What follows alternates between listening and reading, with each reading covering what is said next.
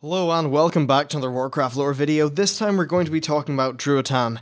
We actually know quite a bit more about his early life than we do for some of the other chiefs. So he was the heir of the Frostwold Clan and would in time become the chieftain by right of succession. He ended up meeting Orgrim Doomhammer during an Orcish Kosh'harg festival. This is a shamanistic spiritual thing where they essentially try to commune with the spirits and that sort of thing, and it takes place in Oshu'gun in Nagrand.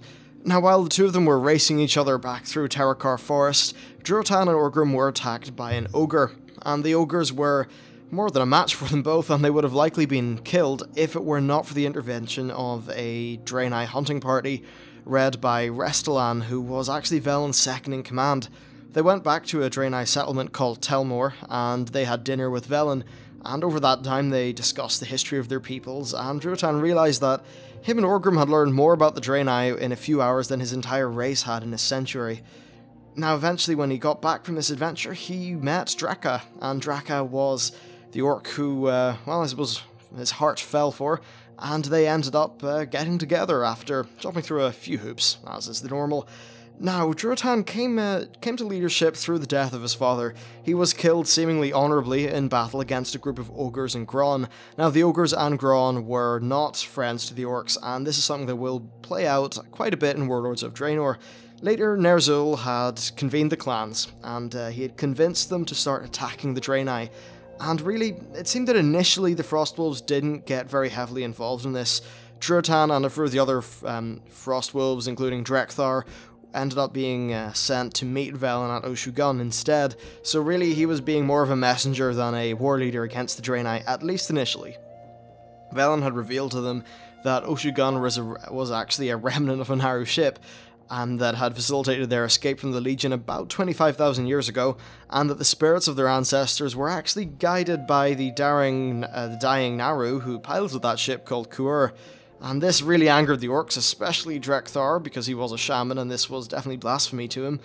And Durotan decided that still there was no honour in taking a willing prisoner, so he let them be on their way. And I'd imagine that the kindness that the Draenei had shown him may have played a part in this decision.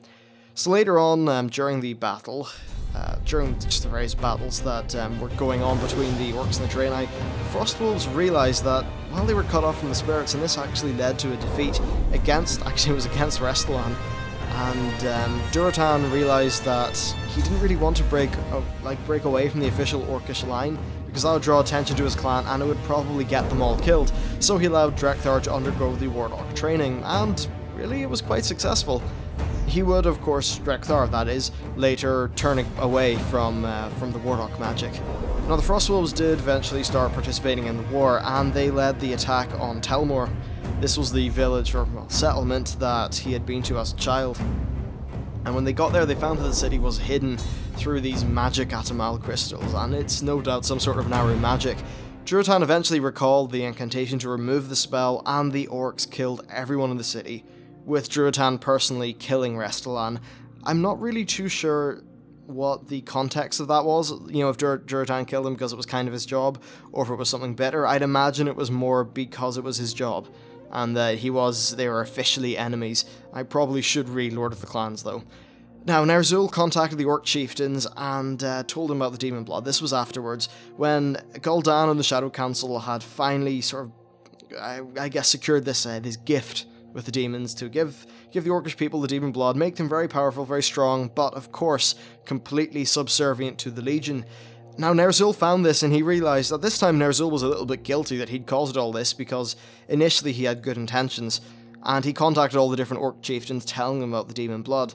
The only people to actually listen to him were Durotan and Orgrim, and they refused the blood, but of course this made Gul'dan a little bit suspicious about their clans. And after Black Hand was leader and the Draenei were defeated, the orcs would, as we know, eventually invade Azeroth.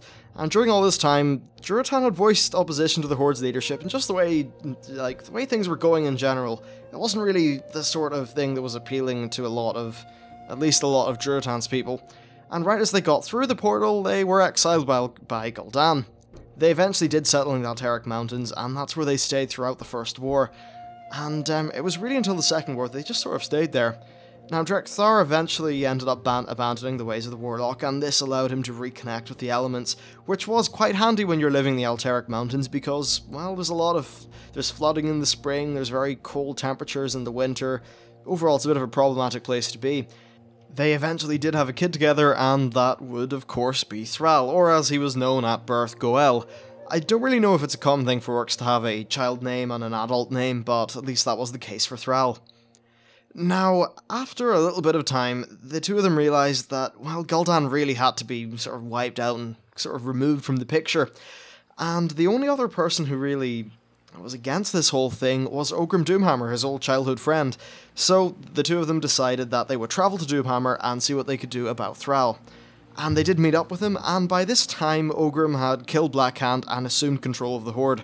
After telling Ogrim what he knew, Ogrim sent Durotan and Draka away. This was mainly for their own safety and that of his warriors.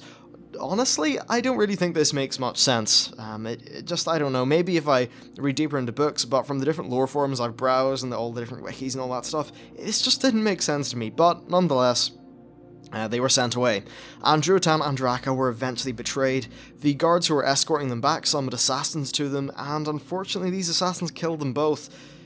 The last thing that Durotan thought of was, well, both of his arms were cut off, he wouldn't be able to hold his child, and then he pretty much just bled out in the snow.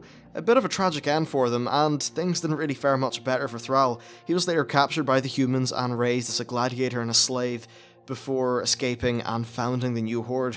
So Durotan, yes, it seems like he was definitely good at heart, but perhaps could have done more against what was going on with the Horde.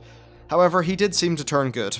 The Frostwolf Clan seemed to be quite honourable in their exile, and yeah, it was just very unfortunate that he was assassinated. I'd say a lot of interesting things could have happened with him and the Frostwolf Clan, and that perhaps the assassination, well, I'm not really convinced that the story is the better for their assassination. I think there could have been some really interesting stuff going on there in the background. But anyway, here's what the Warlords of Draenor site has to say about Durotan. Loyal to his allies and terrifying to his enemies, Durotan has led the Frostwolf clan to a life in one of the most hostile lands imaginable. Durotan's people rejected the Iron Horde's call for Orcish unity to focus on their own survival. They now subsist in the biting cold of Frostfire Ridge by cloaking themselves in furs and taming massive frostwolves that accompany them, snarling and howling in battle after battle. A little bit of an odd sentence at the end, but hey, there you go. These guys seem interesting, and the main strife with them initially is, first of all, oh shit, the ogres are attacking us, and they have our slaves. Well, not their slaves, I mean they have some of their people in slavery, and that also the whole interplay between the Iron Horde, and this is one of the places that Thrall comes to first. So I would imagine, well, actually, I wouldn't even imagine, we know that the Frostwolf clan are allies of the modern alliance and Horde against the Iron Horde. So overall, looks very interesting to me, and I'm actually considering using my level 90 boost in a Horde character because I really want to see that story. But hey, we'll see what happens. Anyway, I hope you enjoyed this video. If you did, please like and subscribe. I really enjoyed making it, and I'll see you next time.